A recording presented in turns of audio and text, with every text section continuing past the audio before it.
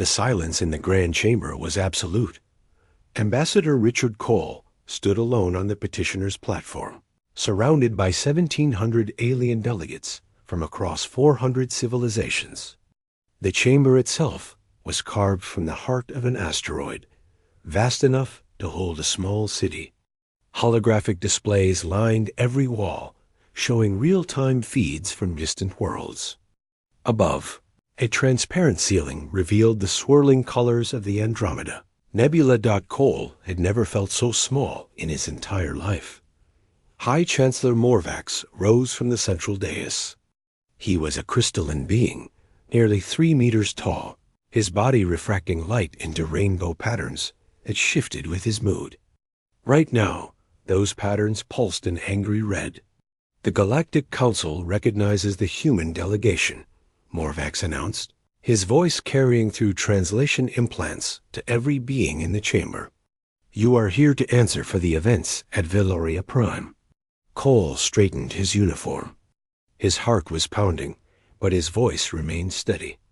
"I am here to explain those events, High Chancellor, not to apologize for them." A murmur rippled through the assembly.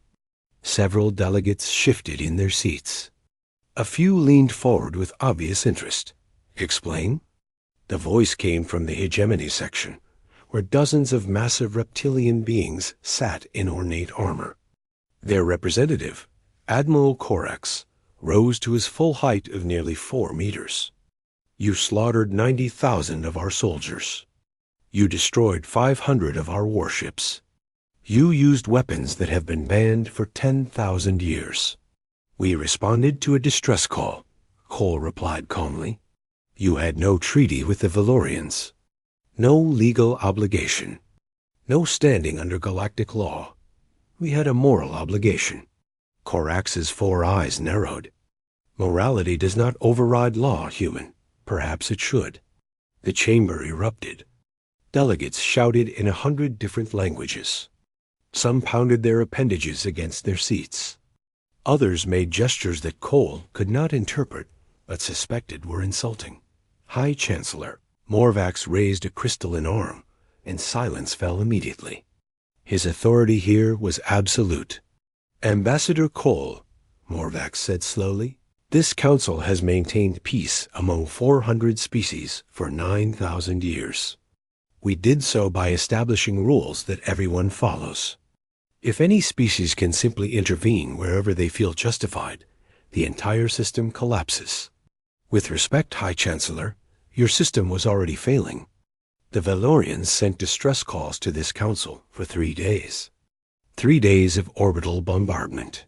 3 days of civilian massacres. 3 days of silence from the most powerful governing body in the galaxy." Cole took a step forward. Several guards tensed. "You chose not to intervene because the hegemony is a founding member of this council, and the Valorians are not. You let politics override basic decency. So yes, humanity intervened. And we would do it again." Admiral Corax slammed his fist against his seat. "This is an act of war." "No," Cole said quietly. "War is what you are doing to the Valorians. What we did was stop a genocide." The word hung in the air like a blade. "That is a serious accusation," Morvax said carefully. "It is a documented fact." Cole gestured, and a holographic display activated behind him. Recovered communications from hegemony command channels. Plans for the systematic elimination of the Valorian population. Estimated acceptable casualties exceeding 3 billion civilians. The chamber fell silent again, but this silence was different. This was the silence of beings confronted with an uncomfortable truth. The hegemony did not invade Veloria Prime for territory or resources, Cole continued. They invaded because the Valorians voted in humanity's favor during last year's membership debate. They were being punished for showing us kindness. He turned to face the full assembly. If this council's position is that we should have let 4 billion innocent beings die to preserve political convenience, then humanity does not belong here. We will withdraw our application for membership and return to our own space. But we will not apologize. We will not pay reparations. And we will not forget. The silence stretched. Delegates exchanged glances. Even Admiral Corax seemed uncertain how to respond. Finally, a voice spoke from the upper tiers. It was soft, ancient, and somehow commanded instant attention. I would hear the full account. Cole looked up.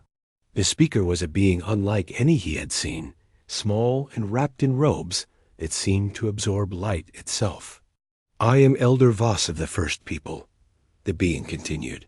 We helped found this council before most of your species existed, and I find myself curious about what happened at Veloria Prime. Elder Voss, Admiral Corax protested, the facts are clear. The humans attacked our fleet without provocation. Then let them tell their version. Unless the hegemony fears what they might say? Corax's scales flushed with anger, but he said nothing. Elder Voss turned those ancient eyes toward Cole. Tell us, Ambassador. Tell us everything. Cole nodded slowly. Very well. But to understand what happened, you need to understand what we are. You need to understand where we come from. He activated another display, showing a small blue planet orbiting a yellow sun. This is Earth, our homeworld. Your scientists have classified it as a Category 12 death world, the highest possible rating. A planet so hostile that the emergence of intelligent life was considered statistically impossible. Images flickered across the display. Massive predators with rows of teeth. Erupting volcanoes. Glaciers covering entire continents. Microscopic organisms that could kill within hours. Our ancestors did not evolve in paradise. They evolved in a constant struggle for survival. Everything on our world wanted to kill us. The animals, the plants, the bacteria, even the weather. We should have gone extinct 1,000 times. Cole's voice hardened. We did not. He looked around the chamber, meeting as many eyes as he could. Instead, we became the most dangerous thing our world had ever produced. We hunted our predators to extinction. We tamed our environment. We split the atom and walked on our moon. We built weapons capable of destroying ourselves 1,000 times over. The display showed mushroom clouds rising over devastated cities. We nearly did destroy ourselves.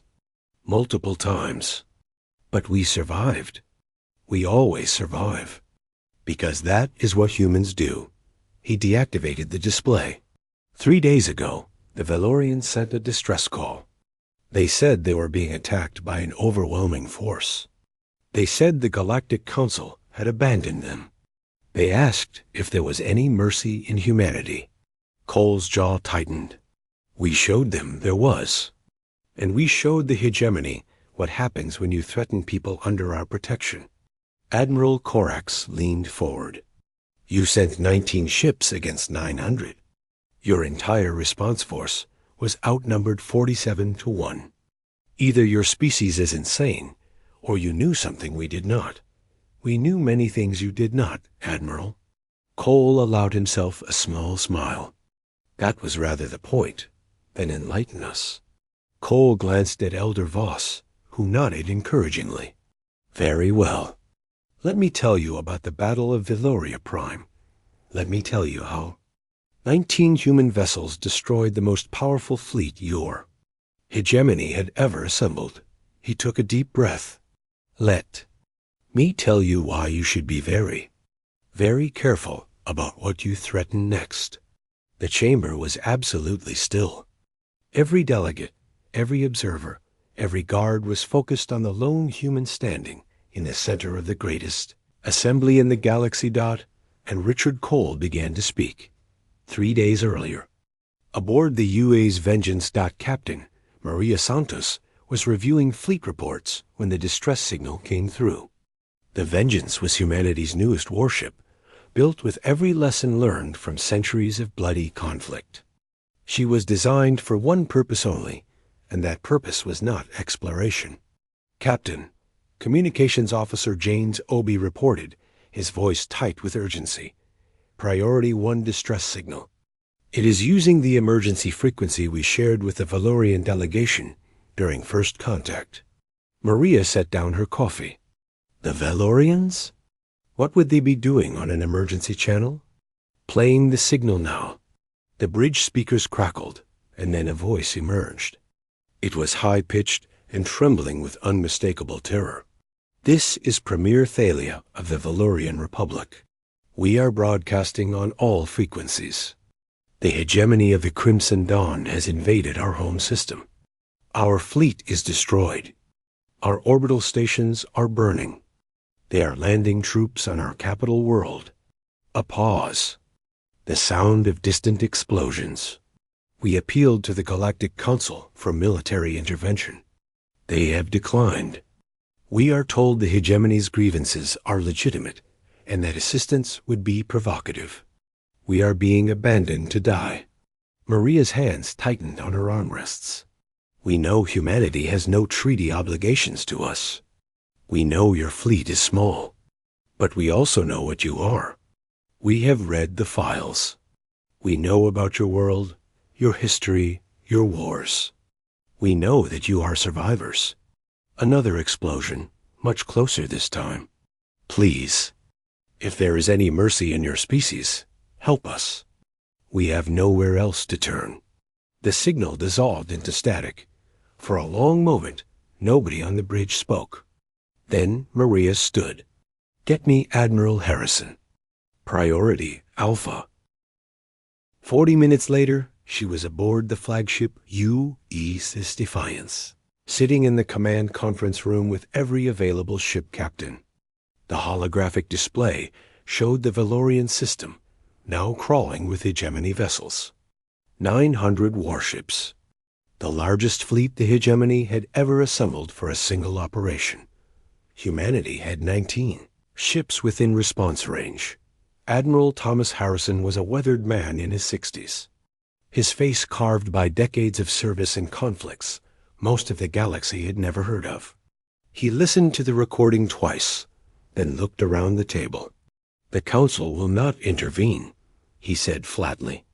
We all know why. A hegemony is a founding member. The Valorians are not. Politics. Sir, Captain Reynolds of the destroyer Ironclad spoke up. With all respect, this is suicide. 900 ships against 19. Even if our technology is superior, the numbers are impossible. Nothing is impossible, Maria said quietly. Just difficult. Reynolds turned to her. Captain Santos, I admire your optimism, but mathematics does not lie. We cannot win a conventional engagement against those odds. Then we do not fight a conventional engagement. Maria stood, walking to the holographic display. The hegemony has never faced humanity in combat. They have read our files, seen our ships, analyzed our weapons. But they have never actually fought us. And that means they do not know what we are capable of. They think they understand us because they have data.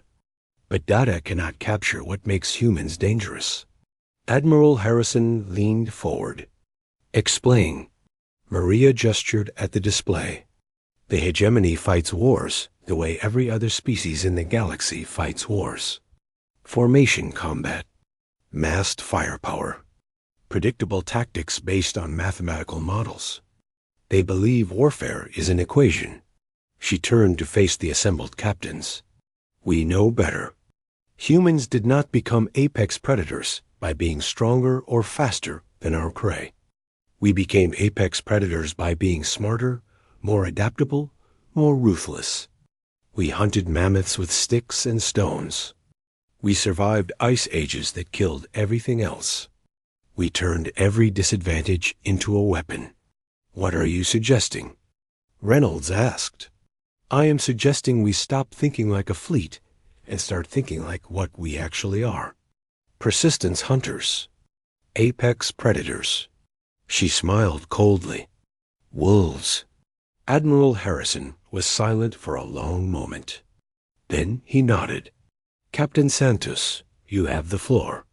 Show us your plan.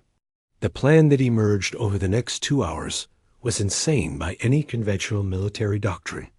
It required speed, aggression, psychological manipulation, and one critical assumption, that the hegemony had never faced anything like humanity before. As the fleet prepared to jump, Maria returned to the Vengeance. Her crew was assembled in the main cargo bay. 700 men and women who had volunteered for what could be a one-way mission. She looked at them. Engineers, soldiers, pilots, many had served in Earth's final wars before humanity reached the stars. They knew what real combat looked like. "I will not lie to you," she said. "The numbers are against us. The Council thinks we are walking into a massacre. The hegemony thinks we are a joke." She paused. "Good." A murmur rippled through the crowd. "In 2 hours, we are going to remind the galaxy why Earth is classified as a Category 12 death world. We are going to show them what happens when you threaten people under humanity's protection." Her voice rose. "The Valorians asked for help.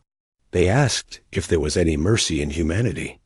We are going to show them there is. And we are going to show the hegemony that there is not." The cargo bay erupted in a roar that shook the bulkheads. 2 hours later, 19 human ships dropped out of hyperspace at the edge of the Valorian system. Grand Admiral Torvik, Supreme Commander of the Hegemony Armada, received the censor report with amusement. 19 vessels.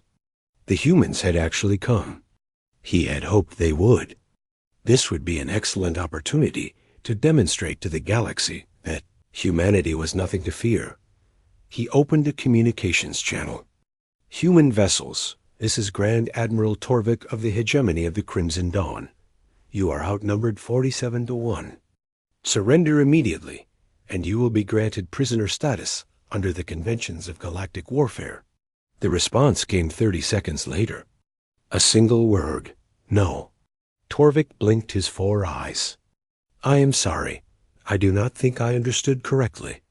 No, we will not surrender. You understand that you cannot win this engagement?" A different voice this time. Older, harder. "Admiral Torvik, my name is Thomas Harrison. I command this fleet, and I have a counter-offer for you." "A counter-offer?" Torvik could not help but laugh. "You are in no position to make demands. Leave, now. Withdraw from Valorian space, release all prisoners, and return to your own territory. Do this, and no one else has to die today." The laughter died in Torvik's throat. There was something in the human's voice, something that made his scales prickle with an instinct he had not felt in centuries. "And if we refuse?" The silence stretched for 5 full seconds. "Then God help you, because we will not." The channel closed. Torvik stared at his tactical display. 19 tiny signatures against his 900. He should have been ordering the attack. He should have been laughing at their arrogance. Instead, for the first time in his long career, Grand Admiral Torvik felt the cold touch of doubt. And then the human ships began to move. Not away, not into defensive formation. They moved directly toward his fleet at impossible acceleration. The Battle of Veloria Prime had begun.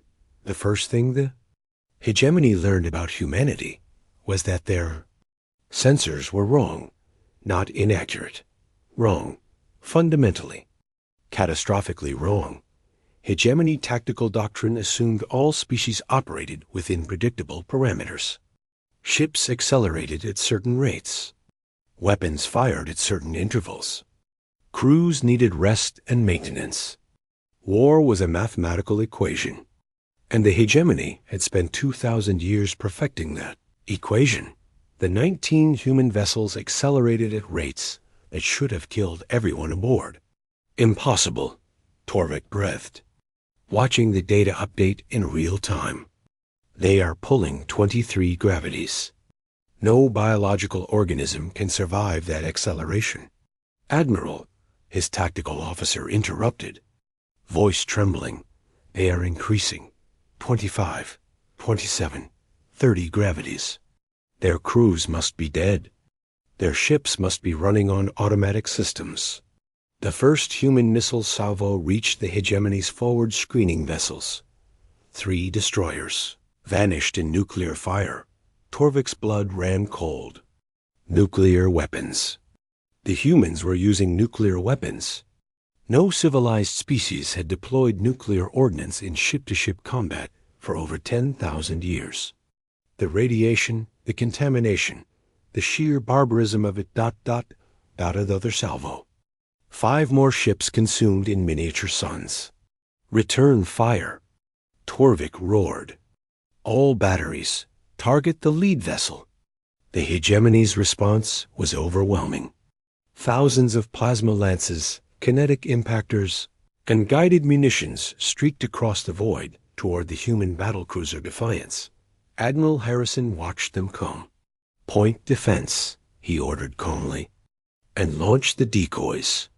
The Defiance's hull bristled with close-range weapon systems, each one tracking independently through an advanced targeting computer.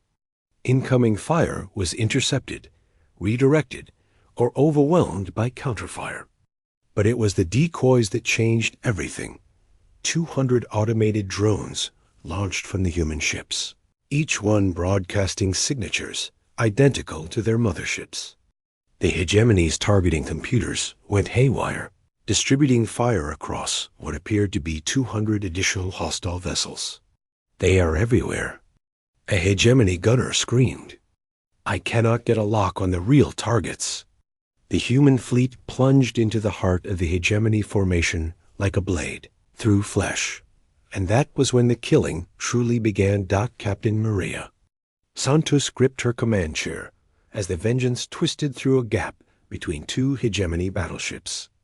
The gravitational forces would have been lethal to any other species, but humanity had spent decades engineering solutions. Pressure suits, chemical stimulants, genetic modifications that hardened the cardiovascular system. "Broadside ready," her weapons officer, Lieutenant Commander David Okonkwo, reported. "Fire." The Vengeance's electromagnetic railgun spoke. Tungsten penetrators traveling at a significant fraction of light speed punched through the battleship's shields like paper. The enemy vessel's midsection erupted in a chain of secondary explosions as atmosphere ignited and ammunition cooked off. "Hard about. Target the next one." The hegemony was not prepared for this kind of warfare.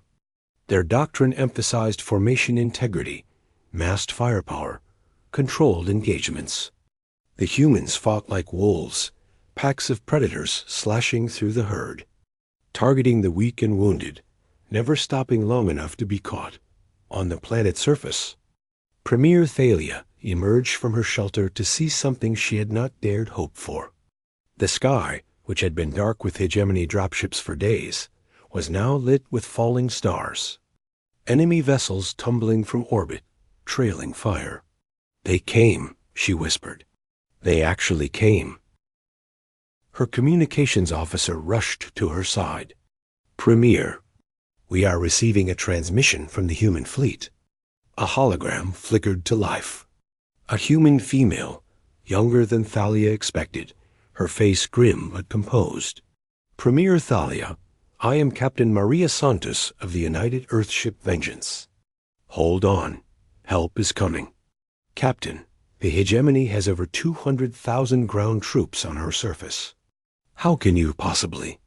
Premier, with respect, ground warfare is what humans do best." The hologram shifted, showing hundreds of drop pods launching from the human ships, screaming toward the planet like metal rain. "My Marines will be with you in 6 minutes. I suggest you get your people to shelter." Inside one of those drop pods, Sergeant Major Victor Oduya checked his rifle for the 15th time. Around him, 47 Marines from the 1st Orbital Drop Battalion sat in their crash harnesses, faces hidden behind sealed helmets. 2 minutes to surface, the pilot announced. Victor looked at his squad. These were the best soldiers humanity had ever produced. Men and women trained to drop from orbit into hostile territory, fight against overwhelming odds, and win. "Listen up," he said through the communications channel. "Intelligence says we are facing the hegemony's elite ground forces. The Crimson Guard, supposedly the most feared soldiers in the galaxy." He paused, letting them hear the doubt in his voice. "Supposedly," someone laughed. "The Valorians are civilians. They have never seen war like this. Our job is simple. Get down there, find the civilians, keep them alive until we establish a perimeter." The pod shuddered as it hit atmosphere. "And the hegemony forces?" Someone asked. Victor smiled behind his helmet. "Kill anything that is not Valorian." The hegemony's Crimson Guard had conquered 64 worlds. They were 3-meter-tall reptilian warriors encased in powered armor, wielding plasma rifles capable of melting through tank plating. Each one had undergone genetic enhancement from birth, transformed into living weapons. They were not prepared for humanity.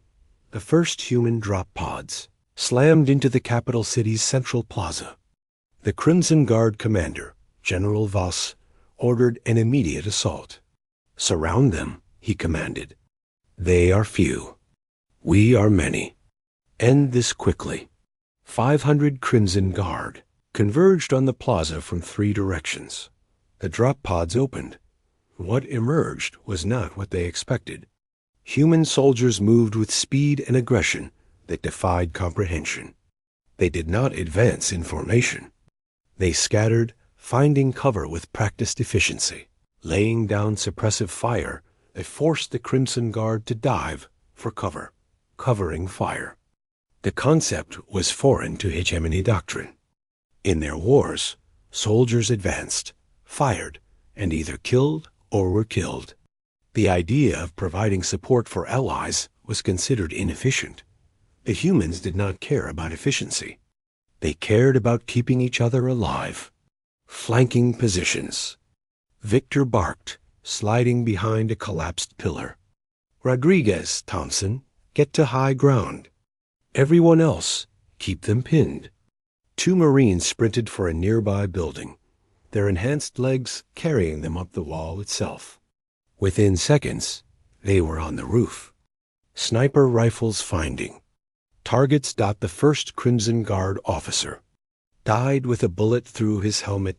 General Voss felt something he had not experienced in 30 years of warfare. Confusion. "They are not attacking directly," he muttered. "They are maneuvering." "Sir?" his aide asked. "They are not trying to overwhelm us. They are trying to control the engagement. Pick us apart piece by piece." A grenade sailed through the air, landing among a cluster of his soldiers. The explosion scattered them like toys. "Fall back," Voss roared. "Regroup at the secondary position." A human appeared from nowhere, having circled around his entire flank. Before Voss could react, a blade punched through his armor's neck joint. The human soldier, a female barely half his size, met his eyes as he fell. "Nothing personal," she said. In orbit, the battle was turning. The hegemony had lost over 300 ships. The humans had lost 2. Grand Admiral Torvik stared at his display, watching his fleet being systematically destroyed. "How?" he whispered. "How is this possible?" His communications officer approached nervously. "Admiral, the High Command is demanding a status report." Torvik laughed bitterly. "Tell them the truth. Tell them we are losing. Admiral, tell them we underestimated humanity. Tell them we believed our own assessments. Tell them that these primitives fight like nothing we have ever encountered." He turned to the viewport, watching another battleship break apart. "Tell them the wolves have come, and somewhere below, in the burning streets of a Valorian city, 200 human Marines held the line against 2,000 hegemony soldiers. They were outnumbered 10 to 1. They were not worried. They armored column crested the hill at dawn. Sergeant Major Victor Oduya watched from his concealed position as 50 hegemony tanks and 2,000 infantry advanced toward the refugee center. Behind him, 4,000 Valorian civilians huddled in the damaged building, watching the horizon with enormous, terrified eyes. Victor had 200 Marines. They had been fighting for 18 hours without rest. Ammunition was running low. Medical supplies were nearly exhausted. And orbital support was still 40 minutes away because the fleet was finishing off the last of the hegemony warships. Sergeant Major Lieutenant Torres reported grimly, "We do not have enough anti-armor weapons to stop that column. Then we improvise." Victor pulled up a tactical map on his display. The hegemony column was advancing along the main road, following standard doctrine. Tanks in front, infantry packed tight behind, artillery bringing up the rear. Predictable. Exploitable. See that bridge? Victor pointed. The one their column has to cross? The Valorians built it 300 years ago. Historical landmark. Not anymore. Victor smiled. Demolition team, I need that bridge gone in 4 minutes. Wait until exactly half the column is across before you blow it. Cutting their force in two, Torres said slowly. Then we engage both halves separately while they cannot support each other. Classic divide and conquer. Humans have been using this tactic since before we had writing. The demolition team moved out. Behind them, the rumble of the approaching column grew louder. 3 minutes later, the first hegemony tanks rolled onto the bridge.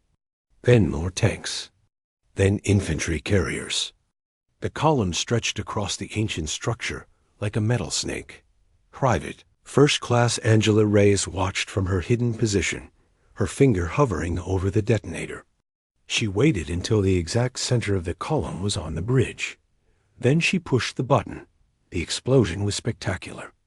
The historical bridge, which had stood for 3 centuries as a symbol of Valorian civilization, vanished in a pillar of fire. 30 vehicles and 2,000 soldiers on the far side found themselves separated from their support. 30 vehicles and 2,000 soldiers on the near side found themselves facing Victor's Marines.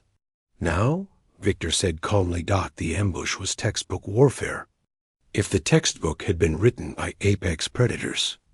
Marines emerged from concealed positions, pouring fire into the hegemony infantry. Rocket teams targeted tank treads, immobilizing rather than destroying, forcing crews to evacuate into the kill zone. Human soldiers do not fight like other species. They do not stand in lines and exchange fire. They do not wait for orders from a central command. Each squad, each fire team, each individual soldier thinks independently, adapts constantly, improvises relentlessly. The hegemony soldiers, trained from birth to follow orders without question, found themselves facing an enemy that refused to behave predictably. On the far side of the destroyed bridge. The stranded hegemony forces attempted to find another crossing point. They found Victor's second team waiting at every location. How did they know?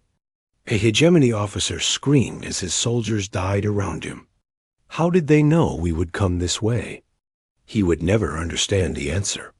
Humans had been predicting prey behavior since the dawn of their species. It was instinct, honed by millions of years of evolution. In orbit, the tide had turned completely. Admiral Harrison watched his tactical display with grim satisfaction. The hegemony's 900 ships had been reduced to 300, and they were running. They are breaking formation, Captain Santis reported from the Vengeance. Their flagship is retreating toward the edge of the system. Do not let them escape, Harrison ordered. If even one ship makes it back to hegemony space, they will know exactly what happened here. We need them to fear the unknown. Sir, with respect, maybe we want them to know. Maybe if they understand what humans are capable of, they will not try this again. Captain, terror only works when it remains undefined.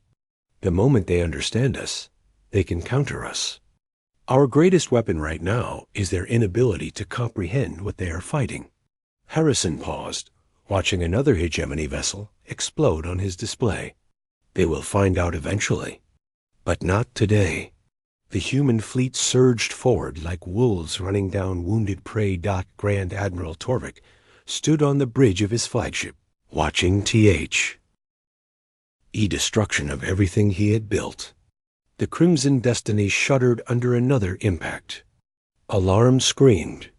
Officers shouted damage reports. Shields failing on multiple decks, his first officer reported. We have lost 60% of our weapon systems.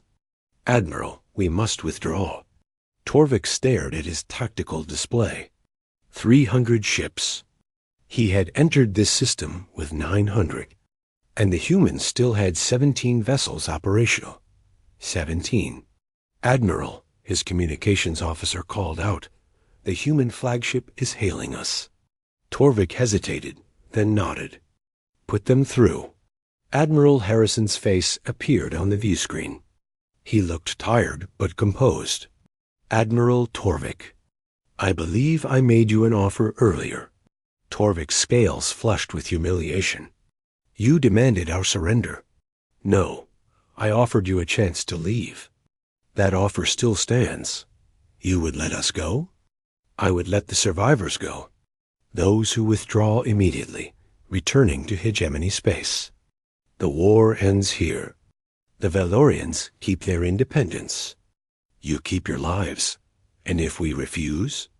Harrison's expression did not change. Admiral, I have spent my entire career studying warfare. I have seen what happens when an enemy is backed into a corner. I have also seen what happens when humans decide an enemy needs to be destroyed. We do not do it often. But when we do, we are very thorough. Torvik felt that primal fear again. The hegemony will not forget this humiliation. I expect not. But right now, you have a choice. Accept that humanity is more dangerous than you imagined, or die proving that we are. Harrison leaned forward slightly. I have killed enough people for one day, Admiral. Have you? The silence stretched for a long moment. All ships, Torvik finally said, withdraw to Rally Point Sigma. We are leaving. On the surface, the battle was ending. Victor stood amid the wreckage of the hegemony column, watching the surviving enemy forces retreat toward their landing zones. His Marines had held. Barely. 23 dead, 41 wounded. But they had held. Sergeant Major Torres approached, his armor scorched and dented. We are receiving reports from all sectors. The enemy is withdrawing. The fleet? Same. Admiral Harrison accepted their withdrawal. Victor nodded slowly. Around him, Marines were already helping Valorian civilians emerge from their shelter. The small winged aliens looked at the human soldiers with something approaching wonder. What are you? One of them whispered. Victor removed his helmet, revealing a face covered in dust and dried blood. We are from Earth, he said simply. We came because you asked for help. But the odds, the numbers, how did you... We have been fighting against impossible odds since the first human picked up a rock. Victor smiled tiredly. It is what we do. The Valorian stared at him for a long moment.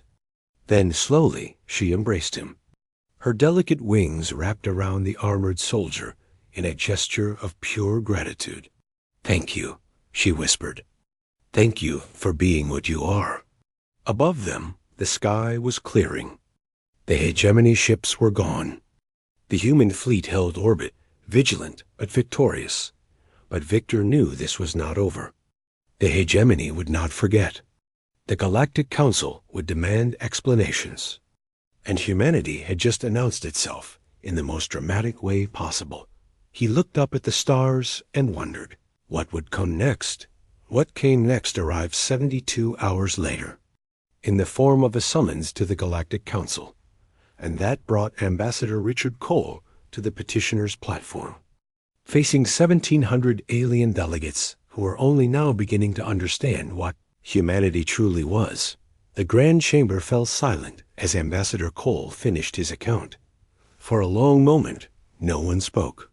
1,700 delegates from 400 civilizations sat in stunned silence, processing what they had just heard.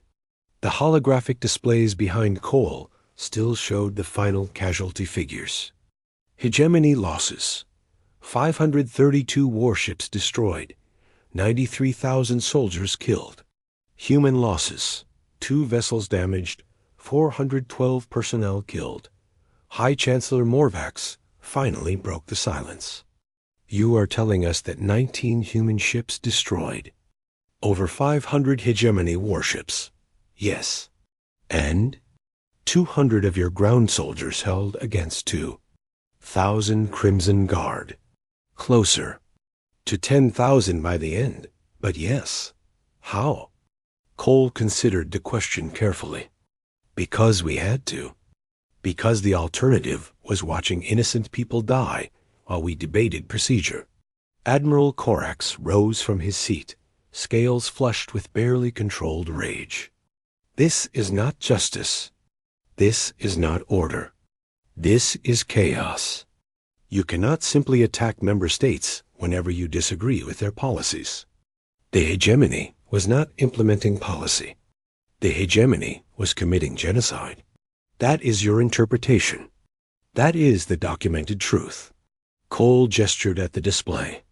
Your own communications prove it.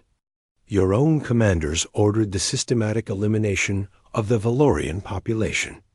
3 billion projected casualties. 3 billion innocent beings murdered because they voted the wrong way in a council session. He turned to face the full assembly. If this council's position is that genocide is acceptable as long as the perpetrator is a founding member, then humanity has made a terrible mistake in seeking membership here. Elder Voss rose from their seat in the upper tiers. The ancient being's presence commanded immediate attention. Ambassador Cole, this council has heard your account. We have reviewed the evidence you have provided. We have also heard the hegemony's complaint. Voss paused. I believe a decision must be made. Elder Voss, Morvax interjected. With respect, this matter requires careful deliberation. The implications for galactic law are profound. We cannot simply We cannot simply what? Acknowledge that a species we dismissed as primitives has exposed the hypocrisy at the heart of this institution. The chamber fell absolutely silent. Voss continued, their voice soft but carrying to every corner. 9,000 years ago, my people helped establish this council. We did so because we believed that cooperation was better than conflict. That rules, fairly applied, could prevent the chaos of endless war. They turned to face the hegemony delegation. But rules are only as good as their application. And for too long, this council has applied its rules selectively, protecting the powerful, abandoning the weak, calling it peace when it was merely convenient silence. Voss turned back to Cole. The humans have shown us something uncomfortable. They have shown us what courage looks like, what it means to risk everything for strangers who showed them kindness. Their ancient eyes seemed to bore into Cole's soul. Perhaps that is what this galaxy needs. Not more rules, not more deliberation, but species who are willing to act when action is required. Admiral Corax stepped forward. Elder Voss, the hegemony will not accept this. If humanity is admitted to this council without consequences, it sets a precedent that any species can intervene wherever they choose. It undermines everything we have built. What exactly have we built, Admiral?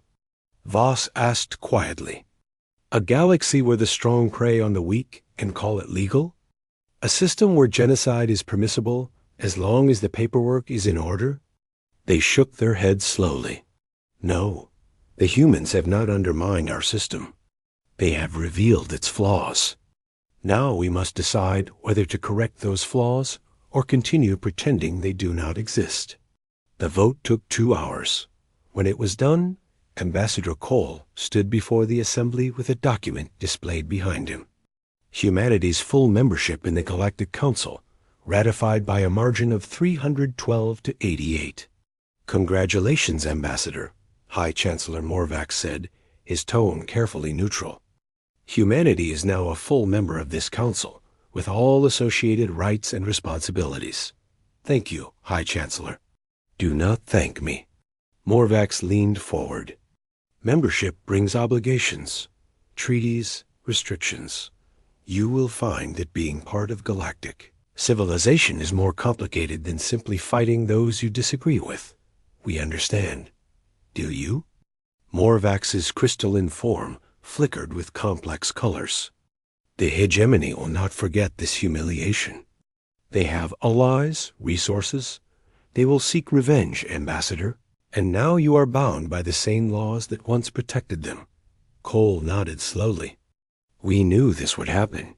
Humanity did not join the galaxy expecting it to be easy. Then what did you expect? Cole was silent for a moment, choosing his words carefully. We expected to face challenges we could not imagine. To make mistakes. To learn. To grow. He met the High Chancellor's gaze. We also expected to find beings worth fighting for. Worth dying for. We found them on Veloria Prime. He turned to face the chamber one last time. Humanity is here to stay. We will follow your laws. We will respect your treaties. We will do our best to be good members of this community. His voice hardened. But hear this. If another species faces extinction while this council debates procedure, we will act. If the innocent are threatened and the powerful do nothing, we will intervene. If the price of our membership is turning our backs on those who need us, then the price is too high. The chamber was silent. Then, slowly, delegates began to stand. One by one, dozen by dozen. Species from across the galaxy, rising to their feet in recognition of something they had not seen in a very long time. Hope. Elder Voss watched from their seat. Ancient eyes seeing something others could not. 6 months later, a monument was unveiled on Veloria Prime. It stood 30 meters tall, depicting a human soldier shielding a Velorian civilian with her own body. Beneath it, an inscription in both languages. They came when no one else would. Premier Thalia stood before the monument, addressing a crowd of humans and Velorians who had gathered for the ceremony. 6 months ago, we faced extinction. Our pleas were ignored. Our hopes were dying. And then, from a world classified as too dangerous for intelligent life, came salvation. She paused, her bioluminescent patterns flickering with emotion. Humanity taught us something important that day, not just about warfare or courage or sacrifice. They taught us that the universe is not as cold as it seems, that somewhere among the stars there are beings who will fight for strangers simply because it is right. She turned to face the human delegation. The Valorian Republic will never forget. We will stand beside humanity for as long as our species endures. We will be their allies in peace and their partners in war. And when future generations ask why, we will tell them about the day the Deathworld answered. The crowd erupted in cheers. Sergeant Major Victor Oduya stood at the back of the assembly, wearing his dress uniform for the first time since the battle. Lieutenant Torres stood beside him. Hell of a speech, Torres said. Hell of a year. Think this is what the future looks like? Humans and aliens working together? Victor watched a Velorian child approach a human Marine. The child's wings trembled with shyness. The Marine knelt down, offering a piece of candy, and the child's fear dissolved into wonder. I think this is what we always wanted, Victor said slowly. To not be alone. To find others who see the universe the way we do. And the ones who do not? Victor shrugged. We will handle them when they come. Same as always. Above them, the stars burned cold and bright. Somewhere out there, the hegemony was rebuilding. The Galactic Council was debating new policies. The universe continued its endless dance of creation and destruction. But humanity was no longer alone. And the galaxy was just beginning to understand what that meant. On, a tiny blue world orbiting an unremarkable sun. A species that should have died 1,000 times was reaching for the stars. They called themselves human. They had earned that name on a planet that tried to kill them every day. And now they were teaching the rest of the galaxy what it meant to survive, what it meant to hope, what it meant to fight for those who could. Not fight for themselves, the Deathworld had answered. Nothing would ever be the same again.